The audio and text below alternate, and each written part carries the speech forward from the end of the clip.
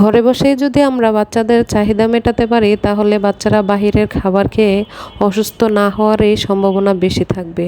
Hello everyone, আসসালামু আলাইকুম। সবাই কেমন আছেন? শরীফাস লাইফস্টাইলে আপনাদেরকে স্বাগতম। আমি আজকে আপনাদেরকে অনেক সহজ রেসিপিতে এবং অল্প সময়ে একটি শর্মা রেসিপি দেখাবো। আর এই শর্মাটা তৈরি করতে আমার যা যা লাগবে: সাদা গোলমরিচের গুঁড়া, tomato sauce, mayonnaise, east, baking powder, তেল, গুঁড়া দুধ, চিনি এবং ময়দা, ডিম লাগবে। ডিমটা অবশ্যই রুম টেম্পারেচারে নেবেন। প্রথমেই আমি এখানে আটার ডোটা বানিয়ে নিচ্ছি। সবগুলো উপকরণ আমি দিয়ে দিয়েছি: দুধ, চিনি, গোলমরিচের গুঁড়া, এগুলো দিয়ে তারপর সামান্য পানি দিয়ে ডিম দিয়ে আটা দিয়েছি আমি এখানে 5 কাপ পরিমাণ। তো পানি দিয়ে একদম মসৃণ একটা ডো তৈরি করে ডোটা রেখে দিব রেস্টে আধা ঘন্টার জন্য।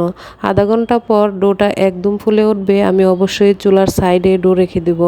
আর এখানে ভিতরে যে পুরটা দেব, এই পুরের জন্য আমি মুরগির বুকের মাংস কেটে নিয়েছি, হাড় ছাড়া। হাড় কিন্তু দেওয়া যাবে না। আর সাথে আমি এক্সট্রা নিয়েছি মটরশুঁটি। চাইলে আপনারা এটা স্কিপ করতে পারেন। মটরশুঁটিটা আমার বাচ্চা খুব বেশি পছন্দ করে, তাই আমি মটরশুঁটি নিয়েছি। প্রথমেই চুলায় একটি প্যান গরম করে এর মধ্যে সামান্য তেল দিয়েছি, রান্নার সয়াবিন তেল।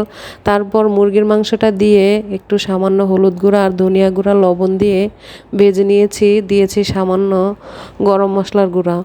তো যেহেতু এই খাবারটা আমি বাচ্চার জন্য তৈরি করব, তাই আমি এখানে মরিচের গুঁড়া ব্যবহার করিনি, আপনারা চাইলে মরিচ দিতে পারেন।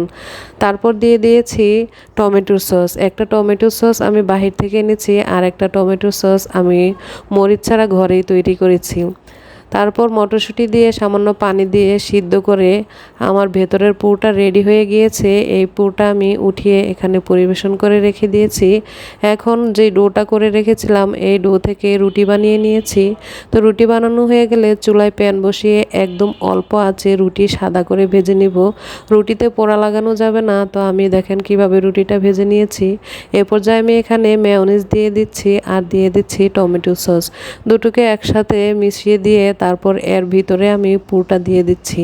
এটার ভিতরে আপনি পুরটা যত মোটা লেয়ারে দিবেন তত বেশি খেতে সুস্বাদু হবে। তো সম্পূর্ণ পুর দেয়া হয়ে গেলে রুটিটা এভাবে মুড়িয়ে নিতে হবে। তো রুটিটা মোড়ানো শেষ হয়ে গেলে ফয়েল পেপার দিয়ে এভাবে করে নিয়েছি। ফয়েল পেপার দিলে আপনার রুটির ভেতর থেকে নিচের দিকে খাওয়ার সময় আর কোনো পুর বের হয়ে যাবে না। তাই আমি ফয়েল পেপার দিয়ে মুড়িয়ে নিয়েছি। অবশ্য রেস্টুরেন্টও এভাবে ফয়েল পেপার দিয়ে মুড়িয়ে নেয়। আর আমার খাবারের রিভিউ আজকে আমার নাতনি দিবে। তো দেখা যাক ও কি রিভিউ দেয়। অবশ্য ফয়েল পেপারটা খুলে নিচ্ছে, এখন ও খাবে আর একদম হাসাহাসি করছে। তো খাওয়ার পরে কি রিভিউ দেয় এটাই দেখা যাক। তো আপনারাও চাইলে বাচ্চাদের ইচ্ছে অনুযায়ী এভাবে ঘরে তৈরি করতে পারেন। বাহিরের খাবার বাচ্চাদেরকে না খাওয়ানোই ভালো। আর ক্যামেরার পেছনে যে রহস্যটা থাকে, এই রহস্যটা আমি আজকে আপনাদেরকে দেখাচ্ছি।